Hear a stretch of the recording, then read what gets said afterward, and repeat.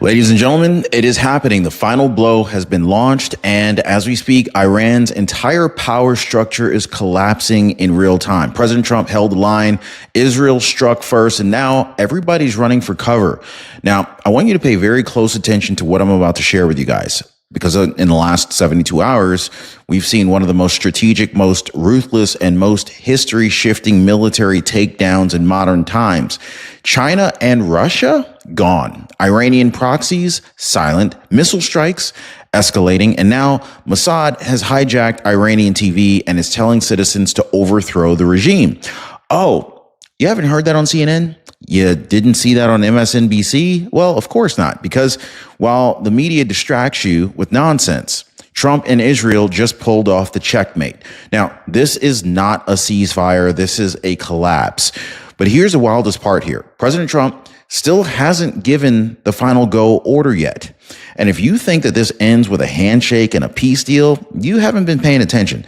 So, of course, I'm going to share with you guys how Iran's closest allies vanished the moment missiles started flying, why Trump's hesitation may be the most brilliant trap yet, and how Israel has now taken over Iran's national airwaves and is calling for Ayatollah's head. So do not blink, guys. Don't scroll, because by the end of today's video, you're going to understand exactly why this isn't just another regional conflict. This is regime ending. All right, so let's not sugarcoat this, okay? Iran struck first. They thought that they were calling America's bluff. They thought Trump was just another politician too afraid to respond decisively. Apparently, they were wrong. Just a few days ago, while most of the world was still blinking from the shock of Israel's rapid campaign, Iran escalated. They ran a wave of missile attacks, essentially including direct hits to Haifa, one of Israel's key port cities. Now, 20 civilians were injured, 3 of them in critical condition, including a teenage boy who took a piece of shrapnel straight to the chest. But the most heartbreaking part about all of this, a woman just trying to rush her children to safety collapsed and didn't make it. She had a heart attack on her way to the shelter. Now, what did Iran say? Well, they tried to claim that they were aiming at a nearby intelligence facility some 2 kilometers away from the hospital. Well, too bad for them that their excuse didn't carry any weight anymore, because when civilians are falling down and being taken out in the streets, when a mother passes away with her arms stretched out trying to shield her kids, there's really no justification that holds up for that. Can I get an amen, guys? And Israel, they didn't hesitate. They didn't issue warnings. They didn't call for some kind of a press conference. They just launched fire. Over the past 48 hours, the Israeli Defense Forces initiated a round-the-clock military campaign, unlike anything that we've seen in this region in years. More than 50 fighter jets in constant rotation, 24/7 aerial bombardment, direct precision strikes on 45 strategic sites rather. These aren't just token targets. They hit the Arak heavy water reactor, a core facility for plutonium production, the Fordow underground nuclear facility once thought to be impenetrable, multiple military compounds, weapons caches, and this is really important, Iran's scientific and military leadership hubs. Now, guys, we're talking about decapitation strikes, eliminating the minds behind the machines. And now multiple sources confirm Iran's air force is crippled. Their most important military figures are gone. The regime's technological edge vaporized. Now, let me say it again, guys. They struck first. Now they're on their knees. But here's the twist that most people are not talking about. As Iran bleeds, where are their allies? Now, if you appreciate the daily news updates, please take a second, hit the like button for the video, and subscribe to the channel. I really do appreciate your support. Now, if you're paying more than you should for Medicare, you're not alone, because you don't have to stay stuck, okay? You do not have to stay stuck. Listen to Sharon Pertusik. She was kicked off of Medicaid, and she was struggling with the costs. And who could blame her, right? With high inflation and the cost of everything nowadays, the economy, right? Then she called Chapter, who helped her to land a brand new plan with $0 premiums, $0 medication costs, and copays ended up being reduced from $89 to $20. Then, of course, there's Nancy, another great story. She's 78 years old. She's a viewer of ours. She said, Chapter just saved me $600 a year. I pay $1,500 a month in rent. This savings may let me stay in my home. Wow. I just love hearing that, Nancy. Thank you so much for leaving your comment. Hey, guys, these are not rare wins. These are everyday people just like you watching the show, finally getting the help that they deserve. Give our friends at Chapter a call and see how much money you can save. I'll leave a number for Chapter down below in the pinned comment or in the description of this video. You can also hit them up on their website at askchapter.org/Ron, because your health and your peace of mind should not be optional. Now, guys, remember all the noise we used to hear, like all the headlines last year screaming that China, Russia, and Iran were forming an unbreakable axis? Well, let's not forget about the New World Order that was rising, one that would challenge the West, end American dominance, and dethrone Israel's intelligence and influence. Well, where are they now, right? Let's start with China, because just weeks ago, there were whispers that Chinese cargo planes were landing in Iran under the cover of night, delivering God knows what, right? Some claimed it was fuel. Some people claimed, or some sources were claiming it was munitions. Some even speculated it was advanced radar systems. Well, guess what, guys? Not a single one of those claims ever has been confirmed. No footage, no witnesses, no Chinese support on the battlefield. But let's talk Russia. Putin, the tough guy, the so-called master of military power, hasn't done a damn thing, really. No joint drills, no strategic airlifts, not even a stern warning to Israel or the United States, nothing. Then, of course, there's North Korea, Iran's longtime missile buddy, silent. Completely absent from the chessboard. Even Iran's own diplomats are starting to panic because they realize they've been left out to dry. Former Secretary of State Mike Pompeo, he said it best. They've abandoned the regime. And he's right. Not just militarily, but diplomatically, strategically, psychologically. They don't want to get caught on the wrong side of history. They don't want to risk a confrontation with Trump because, unlike Biden, Trump doesn't bluff. And that's the difference. Under Biden, China and Russia, they had free reign. Iran was flush with support.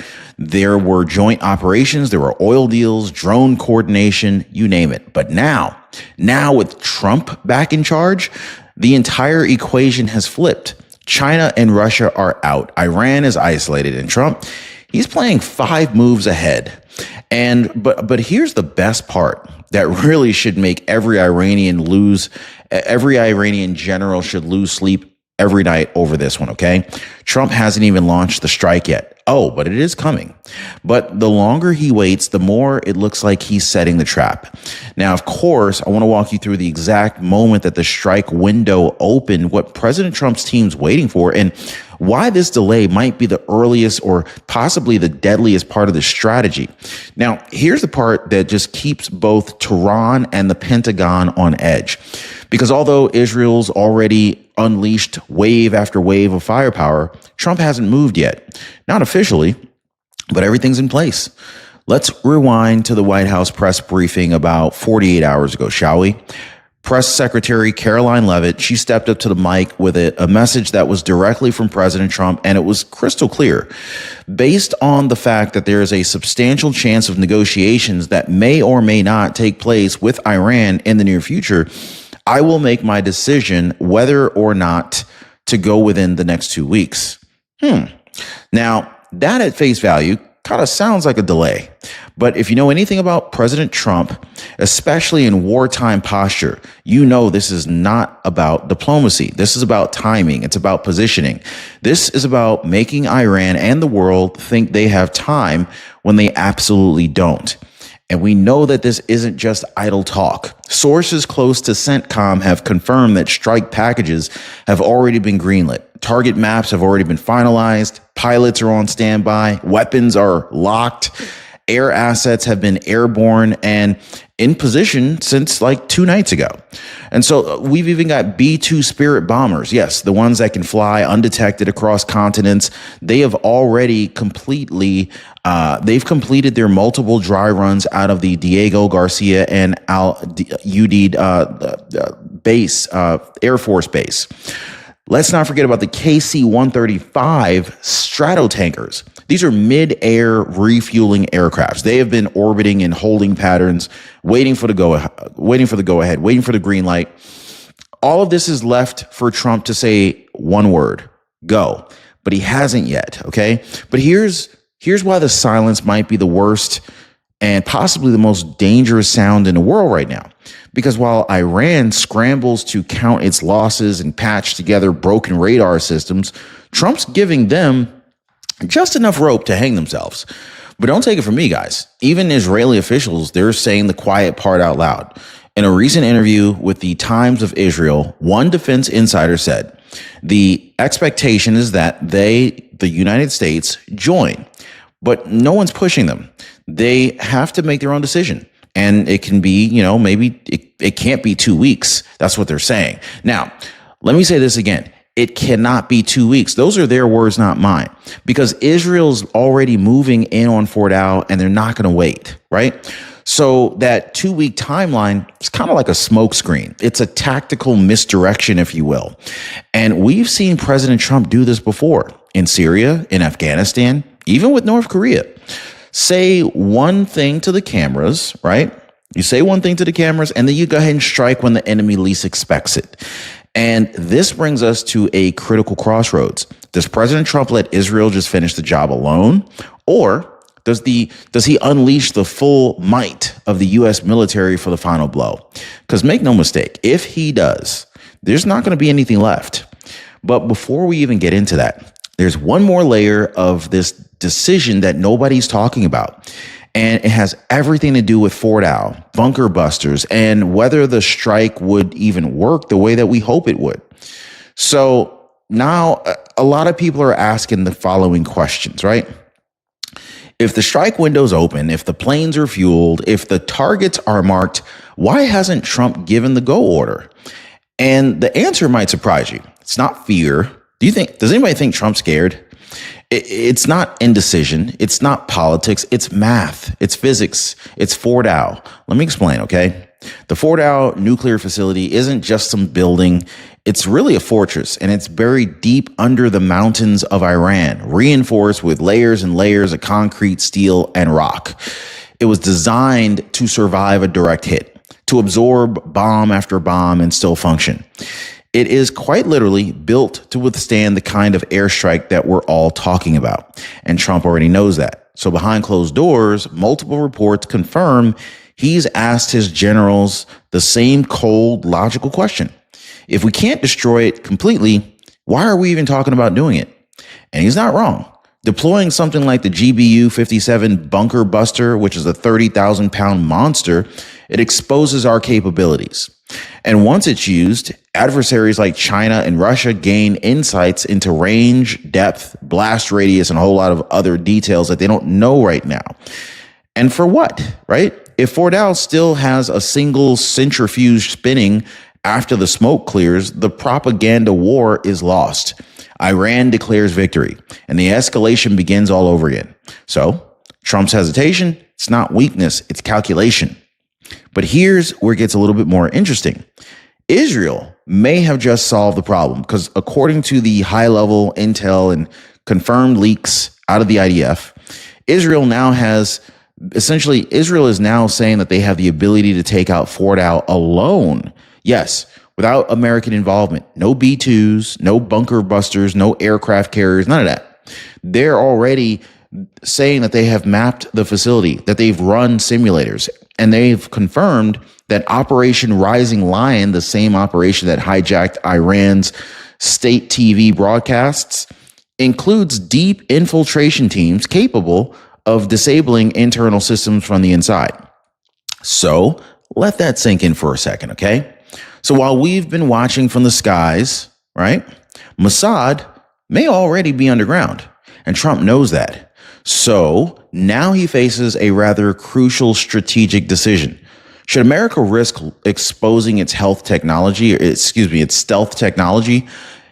if Israel already has the means to finish the job quietly, right?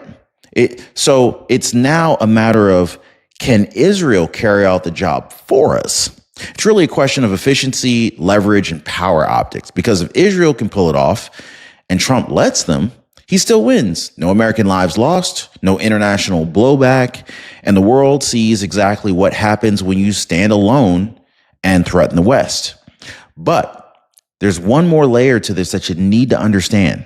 Even if Fordow fails, if Fordow falls, even if the Ayatollah's most sacred site is reduced to rubble, who's going to come and save Iran? Spoiler, no one. So I want to talk about what might be the most devastating blow of all. Not the bombs, not the strikes, not the sanctions, the silence. Because if you followed Middle Eastern conflict for the last 5 minutes, then you already know that Iran already has a deep bench, right? They've always had a deep bench, a network of terror proxies ready to fire at a moment's notice, right? So where are they now? Where is Hezbollah? Where are the Houthis? Where are the Shiite militias in Iraq and Syria? Well, they're nowhere. Not one of them has lifted a finger since Israel turned the skies over Iran into a storm of fire. Not one has retaliated since missiles started landing near hospitals and reactors. Not one has fulfilled the mission Iran spent millions and millions of dollars funding. Why? Because they believe it's over.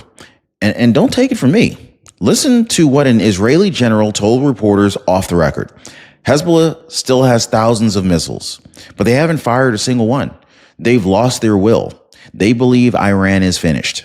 Now, that's not just military strategy. That is psychological defeat, and it is spreading fast. All across the region, Iran's influence is vaporizing, it's evaporating, and allies, they're falling silent.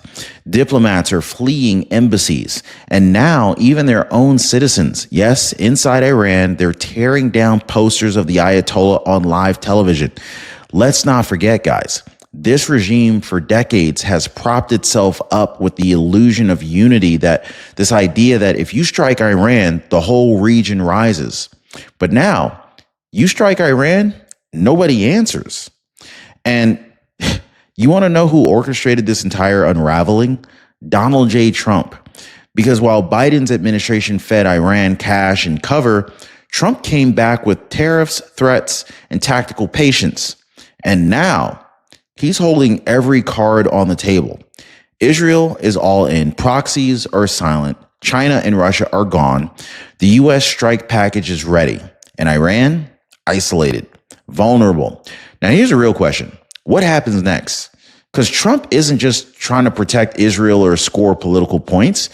He's trying to reshape the entire balance of power in the Middle East permanently. Now, here's the thing. The world is really holding its breath right now, because Iran is scrambling to try to sweep the ashes of its nuclear program under the rug.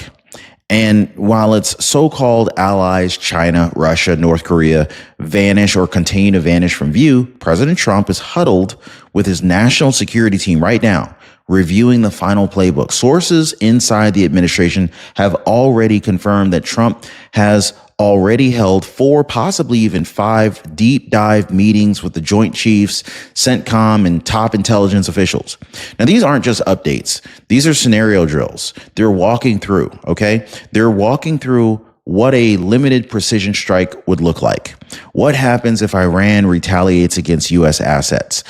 What a full-scale air campaign would do to the region. And what happens if the Ayatollah chooses to run, or worse, fight to the bitter end? This isn't speculation. This is wartime preparation. And we now know that on Tuesday, June 24th, just days from now, the U.S. Senate has scheduled a classified all-senators briefing to discuss the Iran-Israel conflict. Now, let me tell you something. You don't call in every senator for a secure door session unless something big is about to happen. You know what I'm saying?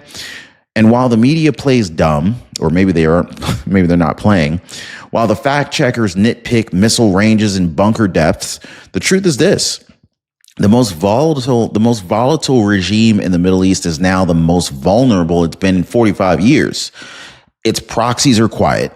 its allies are missing, its facilities are burning, and its leadership hiding. And at the center of it all, Donald J. Trump, the one man left holding the hammer.